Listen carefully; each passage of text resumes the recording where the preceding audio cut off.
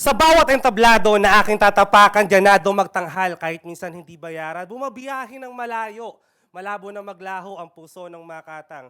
Hinulma ang pagkatao na kahit salat sa pera, pipilitin pumunta, galak sa palakpak o kahit sa papuring imbita. Sapat na itong sukle sa aking pahinga dahil ito ang pinakamasarap ko na paghinga. Isa magandang umaga, Art Fair Philippines. Sa malakas sa palakpakan naman dyan. Yan. Yan.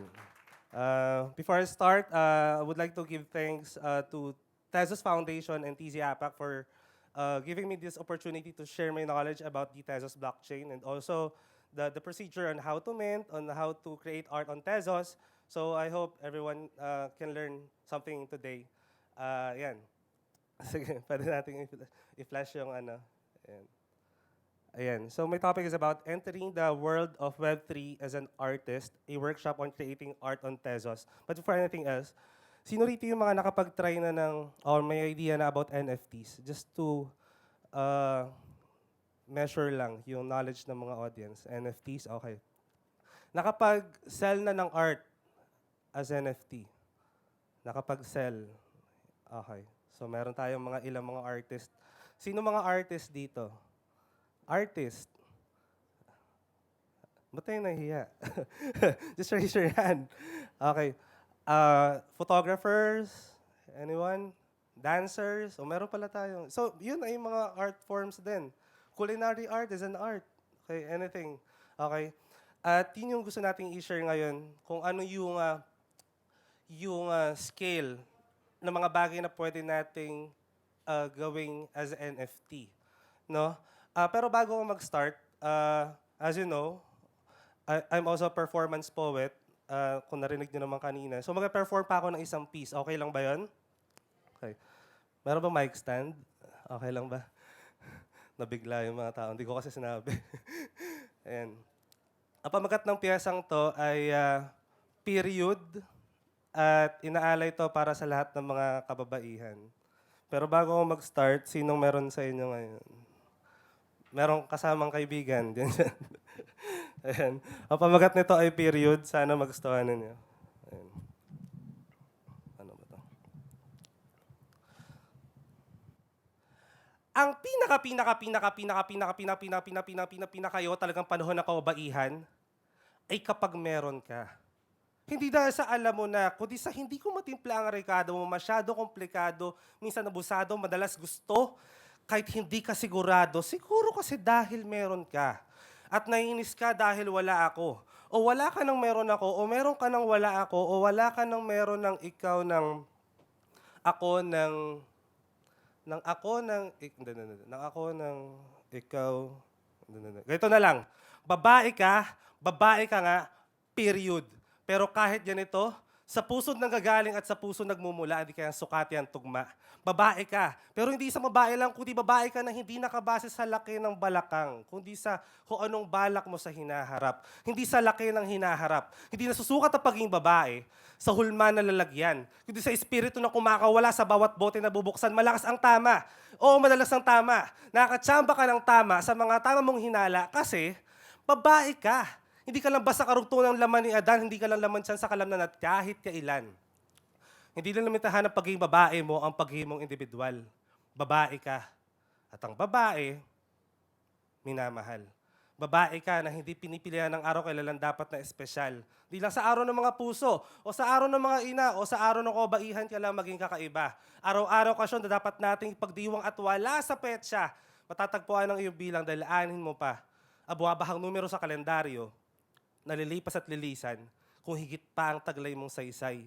Sa 1,000 mahigit na kasaysayan, tatandaan mo. At ng bawat sa babae na nandirito, na wala sa nipis at tapalang kolorete natatagpuan ng kagandahan. Sa kilay na medyo tabingi, o sa labi na hindi nakulayan dahil kahit na matapos palagi ang ulan, at wala kang bahagharing masilayan, wala masetang bahagreyna. Sa diksyonaryo ng kaalaman, pag samasamay mo ang Crayola na kahit ako mismo, hindi ko maintindihan pangalan kung minsan, mas magulo ka pa sa estado ng gobyerno, ikaw pa rin. Ang pinakamakulay na larawang ipipinta ng mundo kasi babae ka. Tapos ang usapan, babae ka, period. No erase, padlak, udlak, walang kontra. Sabihin man ng iba na mahina ka, pero sa pahina ng lupa ay may kita ka na isa ka. Sa taguyod ng kulturang dapat i-level ang pagkakapantay-pantay. At yati kailangan pa maghintay ng tamang pagtrato sa iyo. Hindi minamaltrato ang gaya mo. Hindi porket may baba sa itang babae, ibababa na ang ranggo mo. Tatandaan mo na ang ilaw, kinakabit sa kisame. Kung ba't ikaw ang ilaw ng tahanan, kasi ikaw ang babae. Salamat po. Ayan. Kung bakit yun ginawa, ang sunod kong tanong sa inyo, paano yun pwedeng ibenta? Magkano kaya nyo ibayad para sa nape-perform ng ganun? Nakapanood na ba kayo ng mga open mics, ng mga gigs? Di ba nagpe-pay kayo for entrance fee? Ganun kayo mag-support sa mga artist, di ba? Paano yung halimbawa yung ganun? Nandito kayo. Di ba? Sabihin natin historical moment to, na magkaroon ng NFTs sa art fair. At narinig niyo yung pyesa na yon. Paano yun sa palagay ninyo maibebenta ko sa inyo na something valuable? At ito yung ituturo ko sa inyo. Paano i-tokenize yung art form. Okay? Yan. Yan. So, paano ito ba? Sorry. Yan.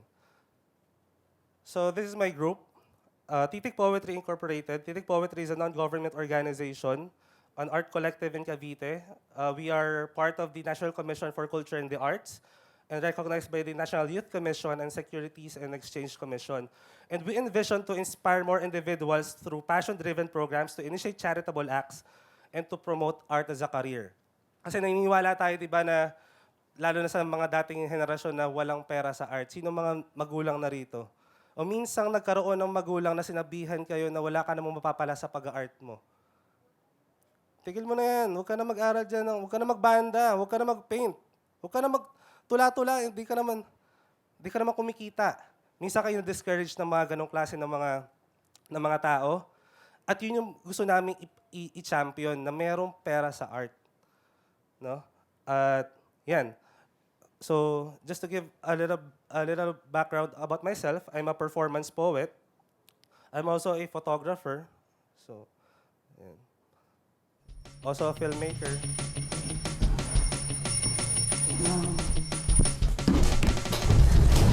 Yo, pag-book naman, malilate na ako. O sige, book kita.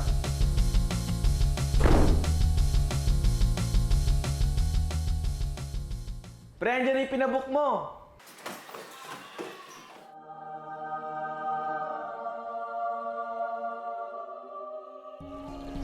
Sir, musta sir? Okay lang, sir.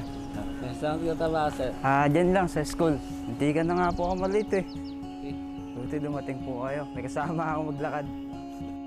Yan. So, yun yung mga bagay na ginagawa namin. Hindi ko alam kung napanood dito sa Facebook, pero nagkaroon siya ng maraming views eh. Anyway. At ako rin ay isang author and graphic artist. Yung sumusuot ako ng mga libro. And isa rin motivational speaker. Isang cultural worker. And isang peace advocate. So halos lahat ng mga bagay na ginagawa ko sa aking career ay may kinalaman talaga sa art. Mapa-performance art hanggang corporate setting. No? At gusto ko lang ibigyan ng glimpse lang sa kung ano yung mga bagay na gusto kong i-share sa inyo. Ito ay, yung naging project ko sa NFTs ay isa sa mga historical kasi ito yung kauna-unahan na first ever spoken word album as NFT here in the Philippines. Kasi pagka sinabi natin NFT art, usually ang nasa isip lang natin, nagbebenta lang tayo ng digital art, mga visual art. Pero paano naman kapag music? Paano kapag poetry? No? At yun yung inattempt natin. So, ayan, nagkaroon siya ng, yun, nabalita rin siya sa Inkpop, sa iba't ibang mga news article. Yan. Ayan. At ito yung trailer ng album na yun. Papanood ko sa inyo. Kasaysayan. Paano nga ba inuukit? Sa buhangin o sa putik, sa tubig ay sinusulat o sa hangin ni ginuguhit kasaysayan? Baka mainam kung sa bato, hagaya ng hieroglipiko, sa Mesopotamia o Ehipto, maaari rin sa bakal, sa pilak at tanso, o di kaya sa kinang ng diamante at ginto, kasaysayan. Paano nga ba inuukit? Kasaysayan lang ba kapag ito ay nauulit, ako ba ay nasa anong pahina na? Pang ilang kabanata ba ito? O kasaysayan ng panahon kung saan may isinilang na ako? kasaysayan. Paano nga ba inuukit ang kasaysayan? Mabuti na lang at may araw na nasilayan. Kasaysayan. Kasaysayan. Yan. So ako rin yung gumawa niya. Napamagat ng album na yun ay konsepto, konteksto. Yan. Yan. Ang tanong, bakit at paano? Paano yun nangyari? Paano na materialize? Kasi ang alam lang natin sa NFTs, ito ay related sa crypto. Yun lang minsan hanggang doon lang yung alam natin. Pero kung aabante pa tayo ng konti pa, ang alam natin sa NFTs, mga digital art, no? At ito na yung siguro isa sa mga experiment sa kung paano pwedeng i-utilize ang NFTs, no? How and why? Kasi ang isipin natin, usually ang misconception pagdating sa NFTs, scam yan. Lalo na sa mga artist na kaya lang naman siya nagiging scam minsan, ang NFTs, ay kapag hinire yung mga artist to do a commission, tapos hindi sila nabayaran. Kasi minsan din ako nakapag-talk sa mga grupo ng mga artist, yun kaagad yung bungad nila sa akin. Na scam yan, ganyan. Kaya lang naman siya nagiging scam kapag hindi kayo nabayaran ng mga kumuha sa inyo ng project. No? Pero ito yung gusto kong i-share, lalo na sa mga artist dito, na pwede kayong gumawa ng sarili nyong project through NFTs. Yan. Pero atras lang tayo ng konti sa history ng art. So meron tayong, para lang maintindihan natin bakit tayo nandito na sa digital age, sa post-human age. No? So meron tayong prehistoric, yung mga nasa cave pa, ancient, post-classical, modern. Hindi na natin masyado pag-aaralan yan dahil alam nyo naman na yan. Yan. At hanggang sa dumating tayo sa digital art. Ito ay noong 1980s, gawa ni Harold Cohen. Ang tawag niya rito ay Aaron. Isang mga unang digital art. No? Yan. Parang automated yun. Kusa yung computer gumagawa ng artwork. Tapos, ito naman, si Ben Lapowski. Ito naman yung mga oscillating na artworks. So parang ito yung parang unang abstract pagdating sa unang abstract na artwork na digital. No? So ito ilan sa mga examples. Nagsimula pa yung 1980s pa. Tapos, makikita nyo sobrang bilis lang nito. Gusto ko lang kayong bigyan ng mga terms lang din para magets natin siya ng buo. So, nagsimula tayo dati sa Web 1. Sa Web 1, yung read-only, kung naabutan nyo dati yung mga malulusog pa na PC, yung matataba pa na PC, tapos hindi kayo nakakapag-interact, kundi makapagbasa lang ng mga articles na nandoon. Okay? Ito yung ilan sa mga website, Yahoo, MSN, yun pa yung nag-uumpisa. Hindi pa tayo nakakapag-interact. So ang tawag dyan ay read-only o decentralized. No? Okay. Next, nag-transition tayo sa Web 2. Ito yung medyo isa sa mga pinakamahabang panahon natin. Kasi sa Web 2, participatory at saka centralized. Ibig sabihin naman nito, meron na tayong pagkakataon makapag-interact, mag-share, mag-comment, mag-like. Yun yung ginagawa naman ng Web 2. May kita nyo rito na merong Mozilla, YouTube, Spotify, Spotify ba dyan? Wala. Bilanggit ko lang. Instagram, Facebook, at napakarami pa. No? Kasi dito tayo, ito yung age ng social media eh. So, andito pa rin tayo sa panahon na yon, no? At dito naman tayo nagta-transition sa Web 3, no? Pagdating sa Web 3, no intermediaries, tsaka decentralized, ang ibig sabihin nito, walang third party. 'Di ba para dito sa Web 2, para mag-gain ng kita si artist, kailangan pa ng watch hours? Kailangan pa niya ng maraming stream para lang makuha yung pera niya sa Spotify. Tama, 'di ba? Dito sa Web 3, walang ganun na may-ari, walang third party na kumakat sa mga artist. Diretso yung pera, diretso yung kita sa artist mismo. Okay?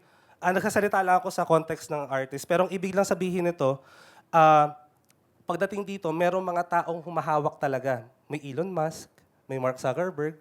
Dito wala kang ituturo. Kasi ang may hawak nito ay blockchain, data, community ang may hawak nito. Gets?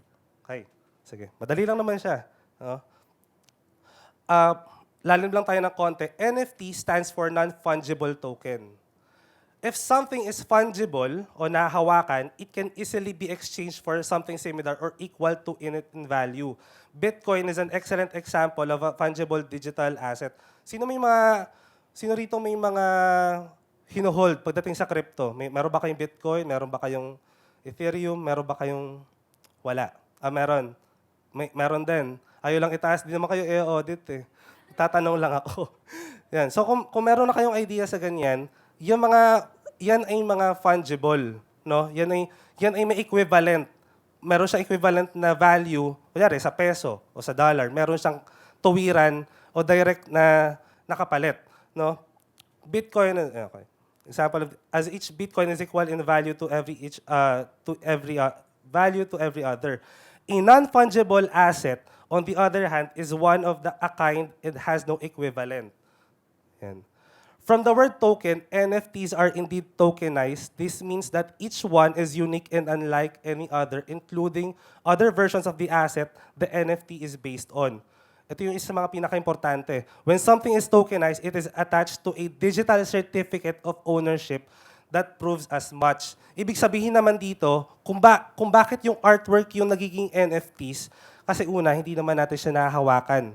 Diba? Iisipin natin, pwede mo namang i-click save as lang yun, diba? Yung mga artworks na binibenta, pwede mong i-click save as.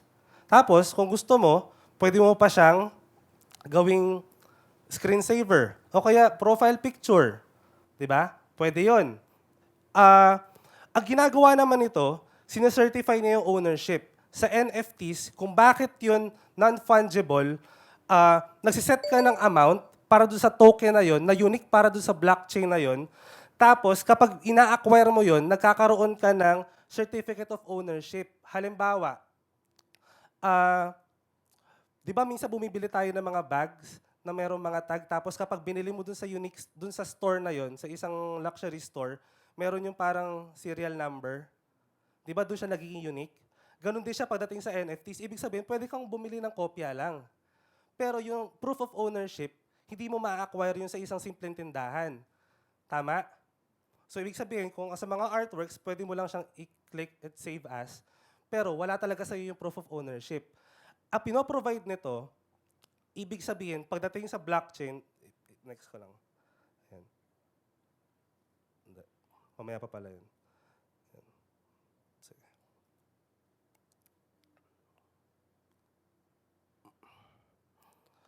Ayan, sige. Balikan lang natin. Sige.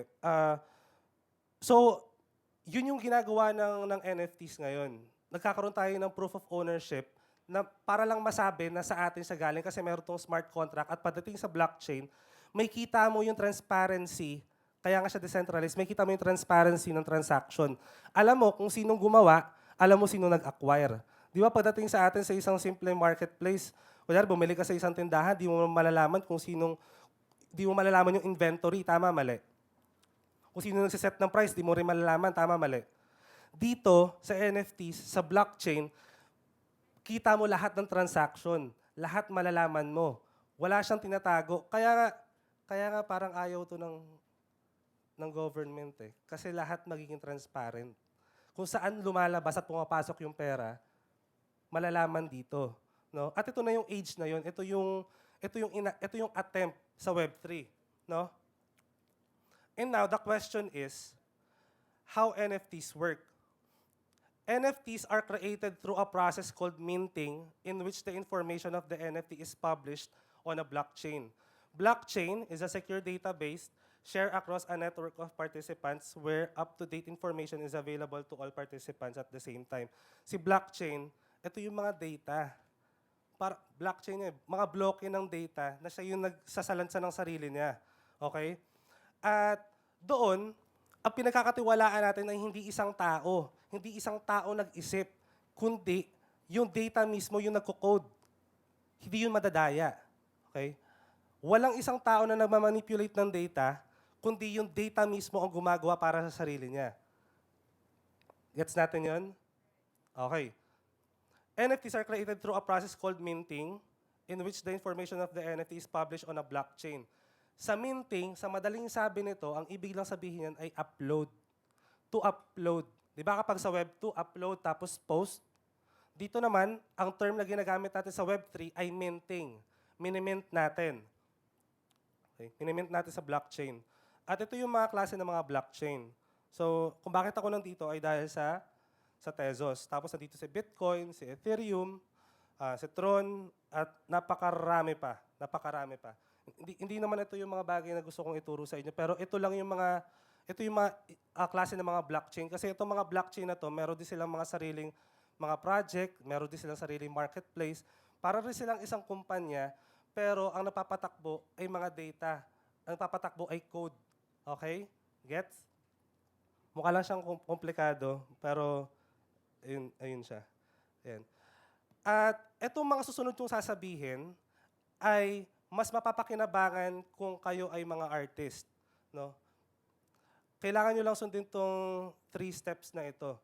No? Una, mag-create ng artwork. Pangalawa, i-mint yung artwork. Pangatlo, ibenta yung artwork. Question. Sino rito sa inyo nakapag-attempt na magbenta ng artwork niya?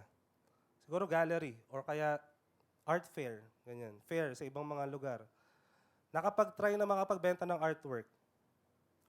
Ibenta yung photographs. Kung sino mga photographers, di mo pa na-try magbenta ng photograph? Sino pa? Makapagbenta ng artwork na painting. Nakapag-try na. Hindi naman i-audit. Survey lang. May nakapag-try na? Ayan. Nakapagbenta ng artwork? Okay, sige. At yun lang din yung ginagawa natin. Ang kaibahan lang nito, di ba kapag ginagawa natin siya sa totoong buhay, tapos binebenta natin sa totoong buhay din, hanggang doon na lang siya? Dito hindi. Dito nakastore pati yung data kung kailan mo siya ginawa. May description, may smart contract. No? At kailangan lang natin sundin itong 3 steps na to na halos wala namang pinagkaiba sa totoong buhay. No? Quick tutorial on how to mint. No? At ito nga yung, kung bakit ako nandito ngayon, ay dahil sa Tezos. Ang pinopromote naman ito ay clean NFTs. Di ba? Meron tayong mga nababalitaan dati na ang sama mag-crypto, sama ng ganyang klase ng kasi nakakasira ng environment. Yan. Ewan ko, narinig nyo na yun. Diba? Pero dito naman sa Tezos, ang pinopromote naman ito ay clean NFTs. No? Parang nagko-consume siya ng energy, pero hindi naman sobra na devastating sa environment. Unlike ng Bitcoin o ng iba pang mga blockchain, yan. Pero bago ang lahat, bago kayo makapag-mint ng artwork ninyo, kailangan nyo muna mag-create ng cryptocurrency wallet. Kailangan nyo ng wallet. So, kailangan nyo, available to sa Google Play o kaya sa Apple Store. Kung bakit ito mahalaga, at ipapakita ko rin yung procedure kasi dito pumapasok yung pera ninyo. Kung kayo ay magbebenta ng artworks, dito yan papasok, dito yan dediretso. No? Kukay, Temple, Naan Wallet, ayan. Tapos, ito rin yung, pwede nyo picturean, ito rin yung listahan ng mga Tezos Marketplace. Dito kayo pwedeng pumunta para magbenta ng artwork. Ayan, sige, picture. Yan, diyan kayo pwede pumunta para magbenta ng artwork. Taya.art, Versum XYZ, Rarible.com, Object.com. Di ko lang mapakita yung website, pero pwede nyo siyang i-check kasi parang very therapeutic din at saka kung naghahanap ka ng napakaraming inspirasyon sa art, marami kang makikita ng mga artworks ng iba't ibang mga tao sa iba't ibang mga bansa. No? So, pwede nyo pagkunan ng inspirasyon. Yan. Tapos, ito yung procedure para gumawa ng crypto wallet. Ito, pwede ito sa cellphone, pero itong screenshot ko ay ginawa ko sa laptop. So, kailangan nyo lang mag-download ng Temple Wallet. Isa dun sa mga kagaya ng sinabi ko kanina. Google extension lang siya. Hindi siya application. Okay? Tapos, ayan. So, yan ang itsura niya. Medyo blurred lang, pero yan ang itsura niya. Tapos, yan. Dahil bago pa lang naman kayo sa crypto, sa NFTs, create a new wallet. Yan yung gagawin nyo, create a new wallet. Very common sense. Parang alam mo yun, nagsa-sign up. Parang ganun. Tapos, ang kaibahan naman ito, sa Web 2 password lang, 'di ba? Pagdating sa Web 3, meron ng seed phrase. Ang seed phrase ito ay unique set ng mga words na kailangan i-save mong maigi o itago mo kasi pwedeng nakawin. Hindi suggested na i-type mo lang sa cellphone tapos i-save mo sa notes o i-send mo sa Messenger, hindi. Kasi pwede siyang ma-hack, no? Dito meron siyang kailangan niyo lang tong i-click. Pag kinlik niyo yan, lalabas yung seed phrase. Ito ay 12 or 9 na unique na words para kailangan yung i-save, no? Tapos gagawa ka rin ng password mo doon, okay? Yan. Okay na. Kung nagets na natin yun, meron ka ng crypto wallet kasi hindi ka pwedeng mag-mint nang wala kang wallet. Okay? Pwede ka lang bumisita. So, ang isang example naman dito, how to mint, punta lang kayo sa object.com, tapos kailangan nyo yung sync. Kailangan nyo lang pindutin yung sync, tapos may lalabas dyan, i-enter nyo lang yun, may something na lalabas dyan, tapos i-enter nyo lang, para i-sync yung account dun sa mismong website. Tapos, kagaya lang din ng Facebook, ng YouTube o ng Twitter, YouTube na lang, tsaka ng Facebook, mag-fill out ka lang din ng mga specifics. So, kagaya rito, makikreate ka muna ng collection. Ang example ko kasi object.com.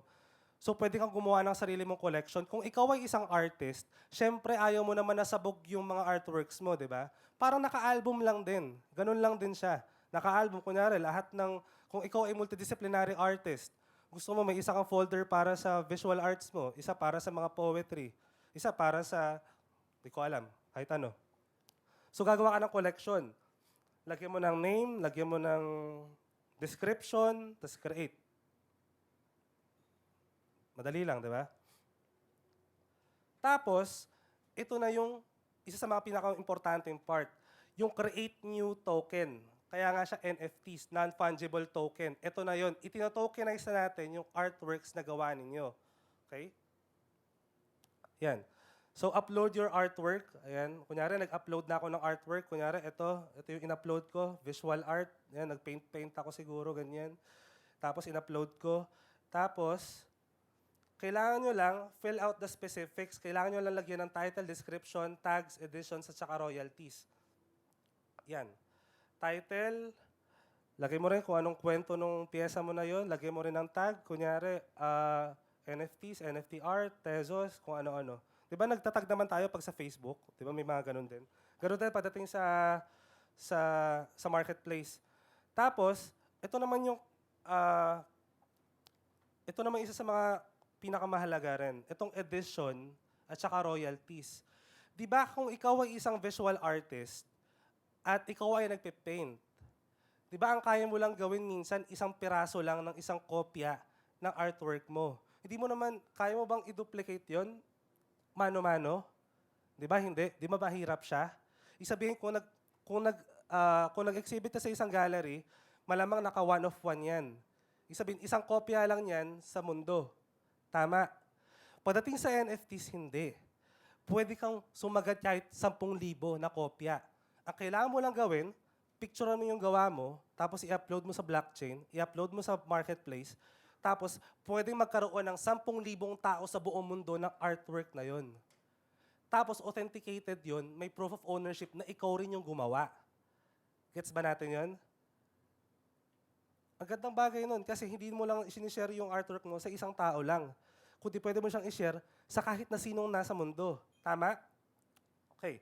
Pagdating sa royalties, kung na-try nyo na magbenta ng artwork, di ba kapag binenta nyo sa gallery, minsan hindi nyo na alam kung hindi nyo na nakukuha minsan yung royalties ninyo. Tama, mali. Kasi minsan hindi nyo na natitrace kung nasaan. Yun yung sinasabi ko na beauty ng NFTs. Kasi, dahil sa blockchain, binibigyan kanya ng idea kung saan nanggaling yung artwork at kung saan siya napunta, no? Yan. Very interesting tong sa pag-edition kasi pwede mo rin siyang gawin na 1:1. Halimbawa, gusto mo 1 of 1 artwork lang, yung pinaint mo, pinicturan mo, kasi di mo naman pwedeng dalhin sa kahit saan yung painting mo di ba? Pinicturan mo, in-upload mo, pero ang ginawa mo 1:1 lang. Pwede rin yun. Tapos yung price niya, yung pagsiset mo ng price, kasing taas din kung magkano mo siya binibenta sa totoong mundo. Pero hindi lang to limited sa paintings, ha? Pwede to kahit sa photography. Kunyari, yung makinunan mong picture, kung ikaw may na photographer, picture ka, isang kopya lang. Pwede mong ibenta yun kahit 10 piraso o 5 piraso. Pwede mong gawin yun. No? Ayun din, mayroon ka rin royalties. Sa kahit anong artwork na nilalabas mo, pwede mo siyang iset ng 10 hanggang 25% royalties. Hanggat nabebenta yung painting mo o yung artwork mo, yung pyesa mo, merong dumediretso sa wallet mo, hindi mo kailangan maningil. Hindi mo kailangan mangulit ng tao, hindi mo kailangan kulitin yung tao na nagbenta, o akin na yung royalties ko. Walang ganun. Kasi walang nag-handle na isang tao, kundi data ang gumagana. Di ba dito, pagdating sa atin sa totoong mundo, pahirapan pa maningil ng royalties. Tapos nakailang bahay na yung painting, hindi mo pa alam kung magkano na yung dapat na nasa'yo. Siyempre, dahil kahiyaan lang din, hindi mo naman sisingilin. Hindi mo na rin alam kung nasaan eh. Di ba? At ito yung pinoprovide na security ng NFTs. Hanggat na ibebenta, dumediretso sa wallet mo yung royalties.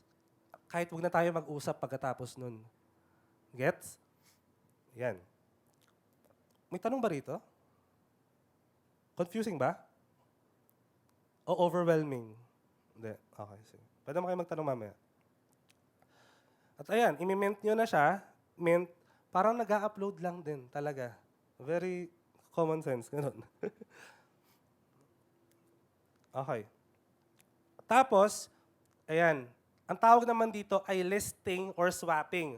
Ibig sabihin, kung sa Facebook, na-upload mo lang yon. Pero hindi mo pa binibenta, hindi pa for sale. Dito, binibigyan ka niya ng power na idikta o sabihin kung magkano mo siya gustong ibenta. Halimbawa, kunyari, ikaw ay isang artist. Ang price ng isang artwork mo ay 10,000 pesos. Halimbawa, 10,000 pesos ang isang artwork. Di ikaw naman si benta. Ang gusto mo, sa edition, ang sinet mo, isa lang din. Pwede mong gawin, nang ilagay mo sa price nito, ay kung magkano rin siya sa peso. Kunyari, si Tez ay, magkano ba si Tez ngayon? 60 pesos? Kunyari, 60 pesos, bobo ako sa mate. Paano, ilan yun sa Sa 10,000 pesos. O kunyari, 6,000 na lang, para mas madali, by tens na lang. Kailangan mo lang siyang iset ng 100 Tez. Tama ba ako sa math? Kailangan mo lang siyang iset ng 100 Tez. Tapos, ka-equivalent niya na yung artwork mo sa totoong mundo. Kunyari, nag-iisa lang yun, pwede mong gawin, kapag binili niya yun, kasama na yung physical painting. Pero, syempre, ang dilemma mo naman doon, paano kapag bumaba yung market? Yung 60 pesos na yun, sinet mo sa 100, yung 60 pesos nung time na yun, biglang naging 50 pesos. Yung value ng painting mo, naging 5,000 pesos na lang. Yun lang yung isa sa mga dilema. Pero syempre, pagdating sa crypto, alam mo yun, volatile ang market, up and down, up and down. Pero kapag tumaas naman yun, yung 60 pesos biglang naging 450 pesos, times 20, times 30 yung angat naman nun ng sale mo. Naiintindihan ba natin yan? So, ibig sabihin, halimbawa lang din. Halimbawa lang. Ayaw mo tong ibenta ng isang piraso lang. Pwede mong iset. Kunyari, ulitin lang natin. Kunyari, 6,000 ang artwork mo. Pwede mo tong iset sa 10 piraso. Tapos, biyakin mo yung price. Ilang editions yun dapat? Kung 10 editions sa... Bubukas ako sa mata eh. 10. Dapat 10 tests mo siya ibebenta para pag tinotal mo, sa 10 editions, meron kang 100 tests. Gets ba? Wala namang rules. Actually, yun ang example ko lang. Wala talagang rules. Kahit maglagay ka pa ng 1,000 tests, sa 1,000 na copies ng kung kaya mo siyang ibenta, walang problema. Okay. Komplikado ba siya? Hindi, di ba? Madali lang ba yun maintindihan? Okay. Sige. Tapos, na-try nyo na rin ipasubasta yung artworks ninyo? Dito pwede. Pwede nyo ipa-auction. Akala nyo yung auction para lang sa mga big time tsaka mga sikat? Hindi. Binibigyan ka ng power nito na magkaroon ng auction. Kunyari, upload mo yung artwork mo. Isa. Di syempre, kunyari, physical auction yun. Kailangan pa mag-organize sa mga tao. Dito hindi. Start auction. Magsimula ka sa bidding price na, 2 tes. Halimbawa, 2 tes. Yung tes, currency yun, ng Tezos. Okay? Kaya pwede kayong bumili ng tes sa Binance o kaya sa coins. Tama ba? Ayun. Yan. So pwede kayong magpa-auction. Tapos magkakaroon ng bidding war. Kung di nyo pa nararanasan yun, sa totoong buhay na pinapasubasta yung artworks ninyo, dito pwede nyo ma-experience. No? Tapos, at syempre, kagaya ng kahit na ano, kailangan nyo rin siyang i-post sa, nasa Twitter kasi halos lahat ng kolektor eh. Kaya ko lagi tinatanong kung meron kang Twitter, kasi isa yun sa mga advantage. Kasi nandun yung mga kolektor. Wala sa Facebook. Alam mo sa Facebook, napakagulo, di ba? Magulo rin naman sa Twitter, pero kung tama yung niche mo, ang lalabas lang sa'yo, puro mga artworks. Pag tinignan niyo yung Twitter ko, puro artworks lang din ng ibang tao eh. Pagdating sa Facebook o sa Instagram, hindi. Sa Instagram, pwede mo siyang portfolio. Pero kapag na-upload ka, tapos ginamit mo yung hashtag na NFTs, i-chat ka ng napakaraming bot para sabihin na ipopromote namin yung artwork mo, pero hindi yun talaga totoo. Ang isa sa mga malalapitan nyo lang kung gusto nyo ipromote yung artwork ninyo, isa yung Twitter na pwede nyong puntahan. Tapos, lagay nyo lang yung tags. Alam nyo naman sa Twitter, may limit lang ang yan. Post it on your socials. Yan. Ayun. Sige, bago tayo pumunta dyan, madali na lang yan eh. Meron ba kayong tanong doon? Bago lang tayo mag-jump. O nakakalito ba siya? O hindi?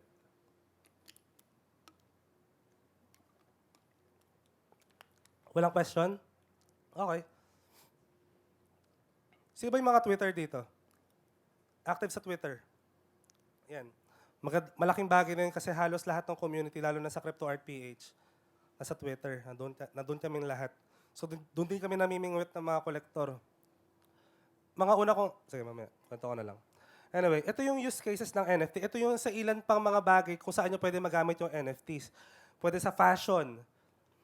Binibili nyo yung, di ba, punta kayo sa marketplace. Bibili kayo. Bibili nyo lang yung picture. Tapos, darating sa inyo yung physical. Order kayo sapatos. Meron yan sa Nike eh. Bili kayo ng sapatos as NFT, proof of ownership, kasi papadala yung sapatos sa'yo, physical. Ganun din, pagdating sa music. Nabalitaan nyo kay Rihanna? Nakita nyo ba yun? Hindi ko alam po paano na pull off yun. Nakada stream, may royalties yung artist. Medyo wild pa yun. Pero ibig sabihin, pwede rin. Use case ng NFTs, yung music. Gaming. Sino ba rito mga nakapag-try ng game? Axie, yun yung pinakasikat eh. Wala. Wala pa kayong hold na SLP? Wala na. Sumuko na. Ayan. Tapos luxury goods. Ganun din. Luxury goods.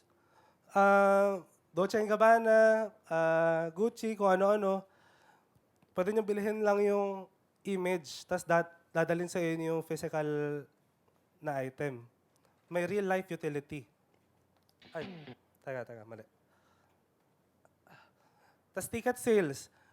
Sa susunod na mga panahon, di na ako magtataka kung si Art Fair Philippines ay magkakaroon ng mga ticket sales sa NFTs. Yung kailangan mo na lang i-acquire sa NFTs, tapos yun na lang din yung passes nila. Pwede yun mangyari kasi sa ibang mga events namin, sa Blockchain Week ata yun, ganun, pwede kang bumili ng ticket sales, ng ticket dun sa marketplace. Isipon ako. Lamig eh.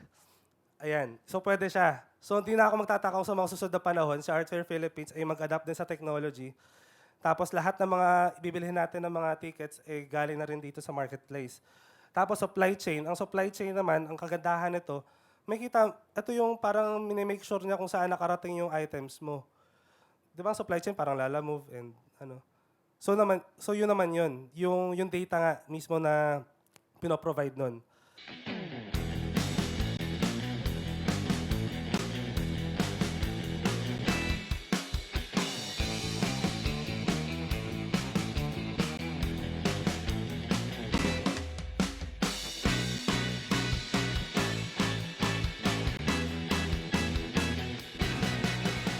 Yun. Ito ay project ng Only. Ito naman ay parang metaverse. Nakatry na kayo nun? O nakikita niyo yung parang nagsusuot ng goggles, tapos nakikita niyo kung ano. May ganun din dito. Pwede niyo Tapos, ang ginagawa niya para sa mga kagaya naming artist, pwede mong ilagay yung mga artworks mo sa metaverse para doon sila mag-travel, doon nila mapakinggan, doon nila ma-experience. Di ba nape-perform ako? Ginawa niya ako ng ano eh. Hindi ko lang na-save dito. Ginawa na ako ng parang pixel character, parang avatar. Tapos nape-perform ako sa stage. Ang wild, no? Nakakatakot. Pero ganun yung technology, ganun yung pinaprovide niya eh. Well, beneficial naman siya para sa ibang sa ibang lugar para ma-experience ka nila. 'Di ba? Pero wild yun, wild. Pero ang ganda nun, kagaya nun, pinalabas yun sa Crypto Art Week Asia, yung, ginawa yung project na yun for Crypto Art Week Asia, tapos pwede siyang ma-experience ng kahit na sino sa mundo. Makakita nila yung artworks mo, parang gallery, ikaw si takbo-takbo, tapos tingin ka ng artwork, avatar ka lang din. Diba? Parang ganun siya. Okay. Ayan. Ayan. Si Bipol, nung nakaraan sa Graphica Manila, di ko alam kung kailan yun si Bipol.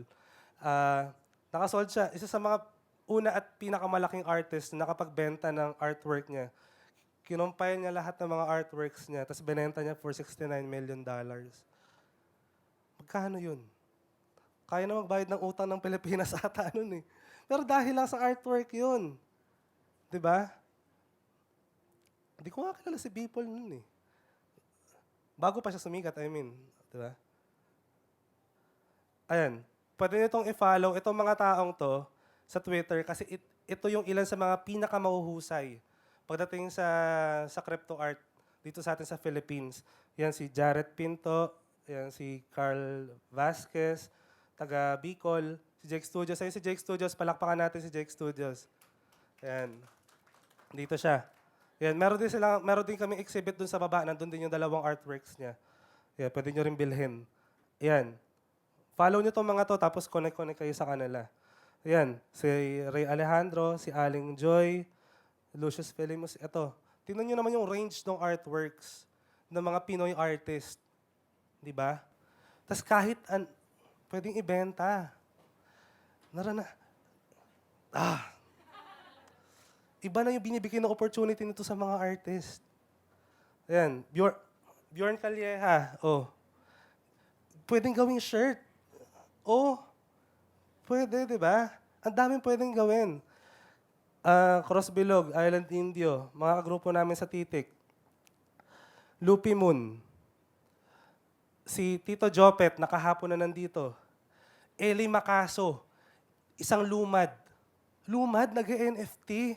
What? Paano yun? Paano nangyari yun? Lumad, nag-NFT. Pag mga lumad, nasa bundok na sila. So, hindi na sila abot ng technology. Mamaya may papanood ako sa inyo isang very short documentary. Pinuntahan natin sila. Na-onboard natin mga lumad. Yan. How NFT are changing the art world? Base sa mga sinare ko na kanina sa inyo, grabe yung opportunity na binibigay niya sa mga artist. Sa tagal kong nagpe-perform, sa tagal kong tumutula, magkano yun? Sa tingin ninyo, magkano yung ganun? May umayaman ba sa pagtutula? May ganun ba? Lalo na kung hindi ka naman sikat, halimbawa. O sa mga artist na hindi na-exhibit sa gallery, magkano na yun? Magkano na kayo? Magkano yung malaki? May umaman na ba? Siguro baka meron na. Di ba? Pero hindi lang yung tungkol sa finances. Kasi tungkol din siya sa kung paano tayo nakakapagbigay ng impact sa community through NFTs. Yung impact yung mas mahalaga. No? May kita nyo lang basic picture sa kahit saan. No? Fair o ano? Creator, collector. Yun lang naman yung transaction na yun, di ba? Creator, collector. Tapos si collector mo, binenta yung artwork mo, hindi mo alam kung saan napunta. Hindi mo alam kung kaninong tahanan napunta. Di ba? Hindi mo rin alam kung magkano niya binenta ulit. Di ba? Pero pagdating dito sa NFTs, ganito ko siya mas nakikita. Artist and supporter. Babalik ko yung tanong sa inyo kanina. Kanina nag-perform ako. Isa akong artist. paano nyo ako susuportahan sa ginagawa kong craft? Ang hirap, di ba? Hindi nyo naman ako bibigyan ng pera dito eh. Tama, mali? Pero, it's either, nagustuhan nyo yung performance ko. Di ba? Kung merong nagkagusto sa performance ko, gusto niyo yung pyesa na yun, sa tingin niyo, yung period na pinerform ko kanina, feeling niyo, napakaganda nun, feeling niyo para sa inyo yun. Gusto ko magkaroon ng remembrance nun. Paano mo yung kukunin sa akin? Doon natin siya tinokenize. Gets ba ninyo? No? Kung kanina nag-perform ako, paano niyo ako susuportahan? Wala akong tatanggapin na kahit magkano sa mga ticket sales, wala namang ganun eh. Di ba? Wala namang ganun. Pero paano niyo ako tutulungan directly? At yun yung pinoprovide na opportunity ng NFTs. Ayan. Kwento ko lang. Mabilis na kwento lang. Nagsimula lang kami sa isang maliit na opisina. Ayan o. Ang ninong ko sa NFTs, yan si Jake Studio, siya ang nagbigay sa akin ng kauna-unahang kong tez. Ang one tez nung panahon na yon ay 250 pesos. Tama ba? 250 pesos. Ang isang tez, ang worth niya, 250 pesos nung panahon namin na yon. Ngayon kasi sobrang baba eh. 60 pesos na lang siya ngayon. Tapos dyan kami, yan, magkakasama kami. O ano mga ginagawa namin, mga artworks. Tapos dati, dahil wala naman kami mga full-time na trabaho, paano kami mag-compute? Magkakasama kami sa isang bahay. Magkano upa? Magkano renta? Magkano pagkain? Alam niyo, nung na-introduce sa amin yung NFTs, nagbago yung mindset namin. Dumating kami sa point na ang isang tez, 450 pesos, isa ng minimum wage na yun. One tez. Parang ano na yun, di ba? Pwede ka nang, buhay ka na ng isang buong araw nun eh. Makakabili ka na ng pagkain mo nun eh. Di ba? Kahit ako, sketchy, para sa akin sketchy yun kasi rumaraket ako ng nagpo-photo video coverage ako, rumaraket ako kung saan-saan, perform, sanay ka kapag katapos na yung gig, babayaran ka. Sanay ako sa totoong cash. Nung nangyari to, sabi ko, nakabenta siya eh. Nakapagbayad kami ng upa. Naglabas siya galing sa Binance tapos GCash. Pwede pala, no? Sige nga, subukan niya natin. Nakapagbayad kami ng upa, tapos nakabili kami ng masarap na pagkain. Nang dahil lang doon. Tapos kapag nagko-compute kami, kain tayo ng masarap. Sige, benta tayo isang artwork, bili tayo pizza. Ganun kami mag-isip noon. Mina-micromanage na naman yung, pwede pa na natin tayo sa isang araw. Kung hindi ka lang nakabenta ng one tez, mahina pa yun. Makabenta ka ng two tez sa isang araw. Sobra ka na sa isang empleyado sa Makati noon. Kung di ako nagkakamali. Tama ba? Hindi kasi ako tatrabaho rito. Ayan. Nasabi ko sa inyo kanina, sinubukan ko rin. Di ako naman sige. Dahil yung poetry, Tagalog ako sumulat. Di ko naman to kayang ibenta sa mga foreigners kasi di naman nila ito maintindihan eh. Itong pinakamadali. Photography. Kasi kaya niya magsalita para sa sarili niya eh. Picture ako kung saan-saan ako napadpad, kung saan ako napunta. Yan, ito isa sa mga first collection ko. Nag-photograph ako ng mga tao sa daan. Tapos inedit ko, tapos binenta ko sila. Pwede ba? Ethical ba yun? Tapos inedit ko naman eh. Ayan, tapos, binenta. Ayan. Tapos, nakakatuwa yun kasi ang mga kolektor mo, mga international, sino ba naman ako? Diyos ko naman. Para bilhan ng mga kolektor ng mga NFTs. Nagbibuild ka pa lang ng pangalan nun. Ang maganda sa NFTs, sumusupport din talaga sila sa mga new blood. Kapag kami mga Genesis na piece, Genesis, ibig sabihin, ito yung una mong pyesa. So yun, sinusuportahan yan. Tapos, doon ako nakakita ng... Nakatanda ba kayo ng Twitter Spaces? Kung meron kayong Twitter, alam niyo yung Twitter Spaces? Ang Twitter Spaces, parang podcast. O parang Discord pero walang muka. Mga mga bilog-bilog lang, mga avatars lang, o mga profile picture. Tapos nagkakwentuhan. No? Tapos, pumasok ako. First time kong makakita ng mga Pinoy na nag-NFTs, maliban sa amin nila Jarrett, nila Jake Studios, meron pa palang ibang mga Pinoy na nag-NFTs din. So meron palang ganun, ano? Di ako naman si bida-bida. Di ako si perform. Parang intermission number. Padating sa Twitter Spaces, ano lang yan, chismisan lang tungkol sa trends ng NFTs, yung mga Ano connect, sharing ng connection, yan. Ano nung mga latest na nangyayari. Pagpasok ko sa spaces, nagsabi ako, pwede po ba ako mag-perform?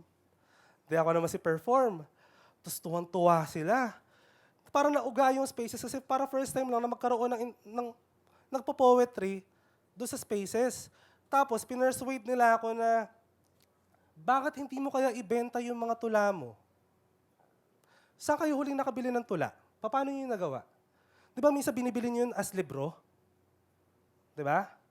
Bili nyo yung anthology.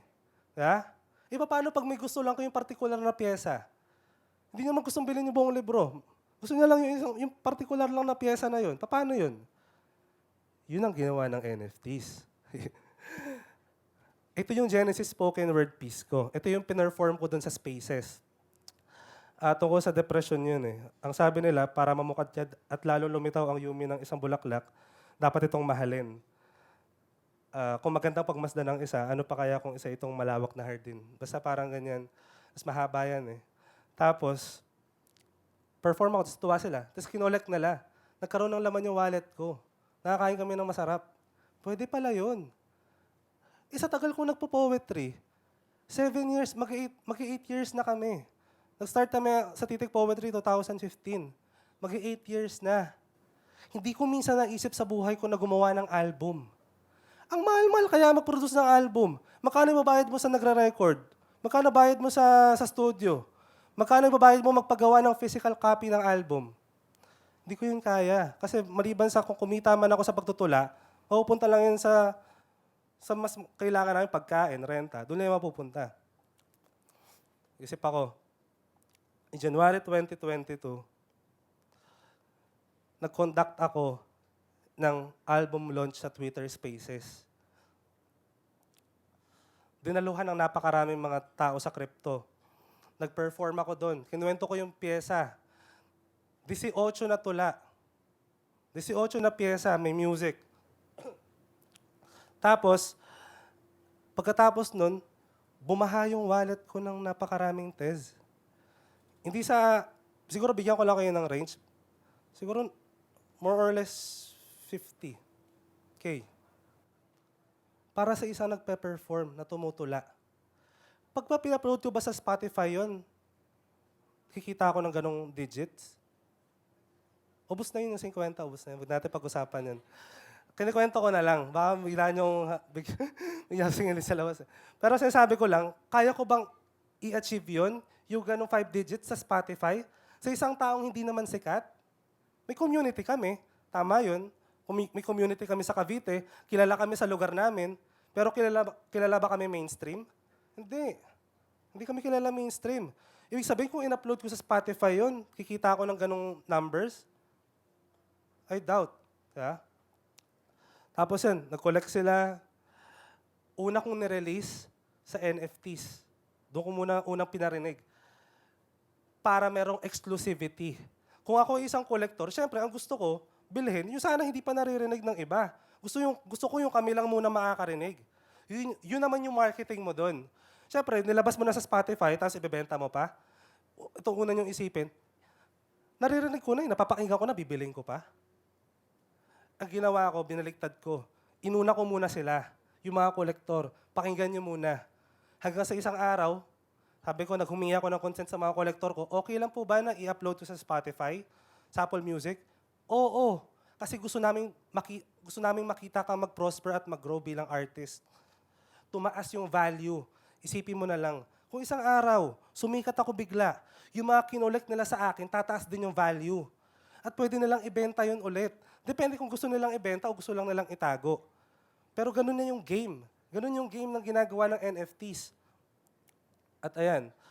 Tapos, yun na, nabalita na siya. Tapos nakapasok ako sa top 100 ng object ng oras na yun kasi marami nag-collect. So nakasabayan ko yung ilang kilalang artist din. Pinoy, Philippine represent. Tagalog ng mga pyesa. Hindi ako nagsettle na kailangan kong i-translate sa English.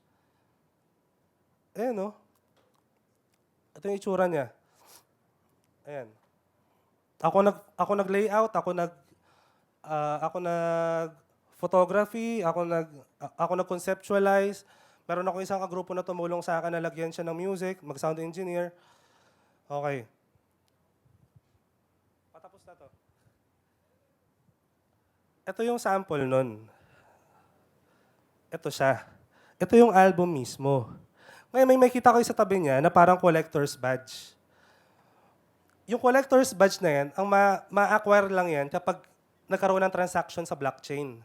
So, ibig sabihin, kung wala kang NFTs, wala ka namang wallet, wala ka namang Tezos, di mo kaya mag-acquire, pwede mo tong bilhin lang.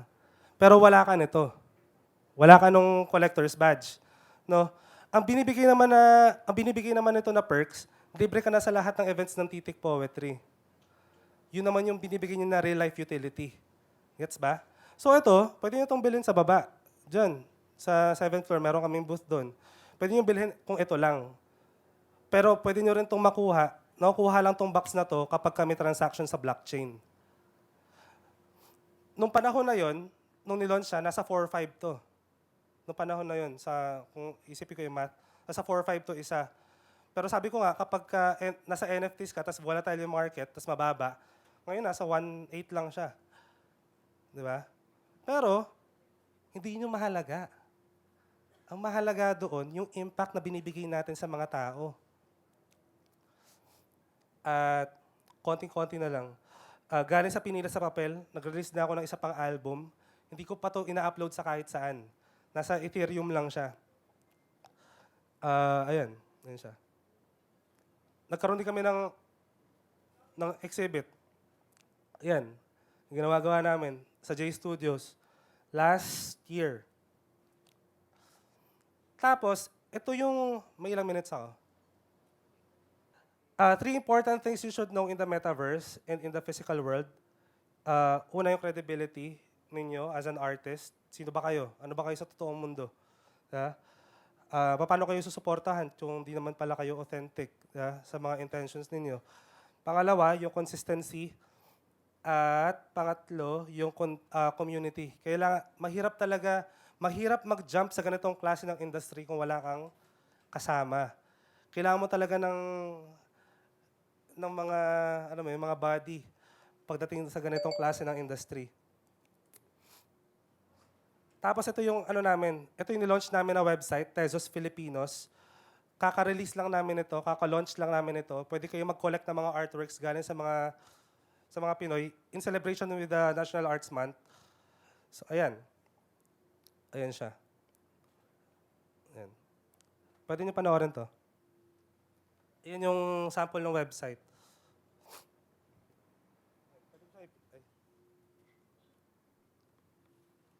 Ayan yung itsura ng website.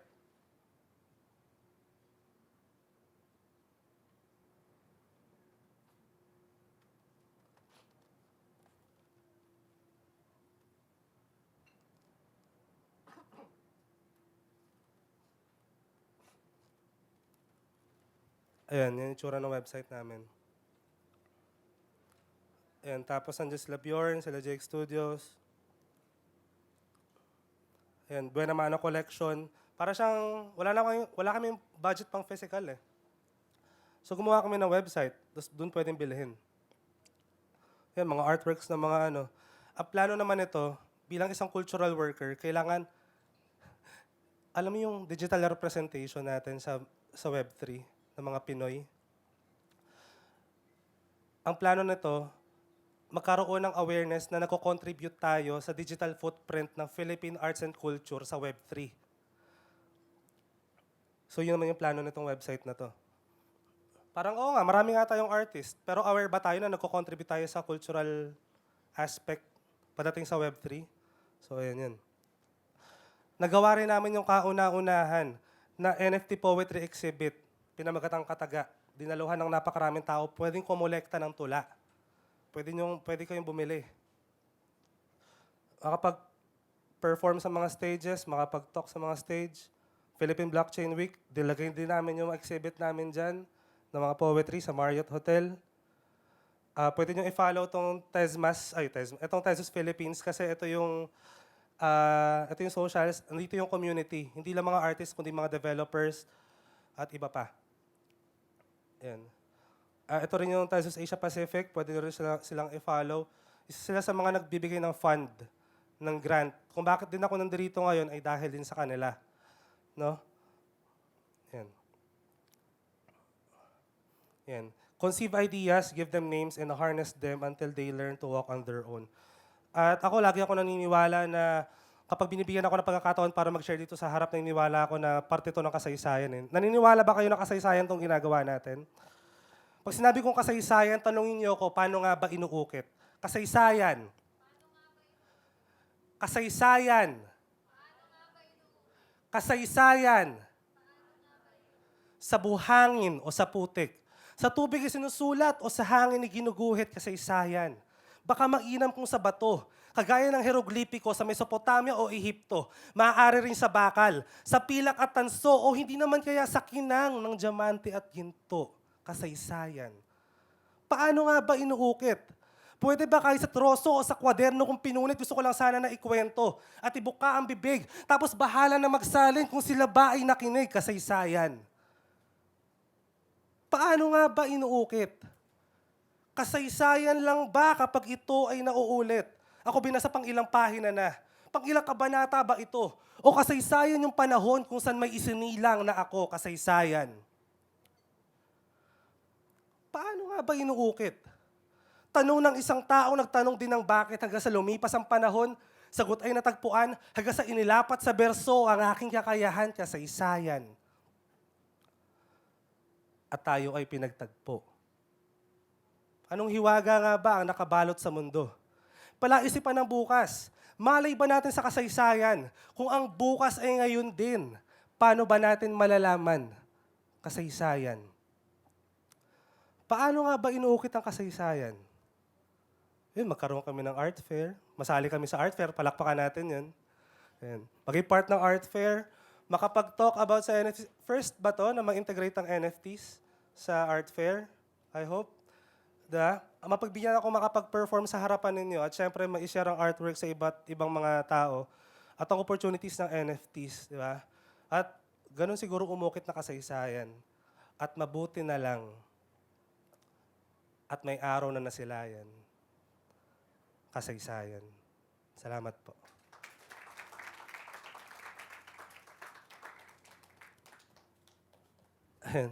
Okay na po ako. Thank you po. May questions po ba? Sige po.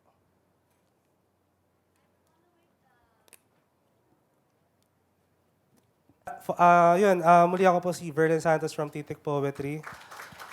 Gusto ko lang tong iwan sa inyo na marami sa atin binibili ang pangarap sa halagang magkano ba, samantalang iba kapalit luha, dugo, pawis at ano pa ba. Na di natin natitimbang ang halaga at di lahat ng presyo may halaga.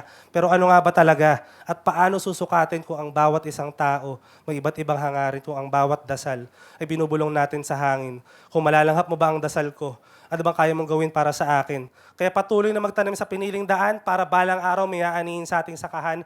Alam kong hindi biro ang paghihintay sa butong dapat alagaan kasi hindi naman namumunga ang puno, di ba? Kapag hindi mo na naging halaman. Muli ako po si Verlin Santos ng Titik Poetry. Maraming salamat po. Salamat, Tezos. Salamat, Art Fair. Thank you po.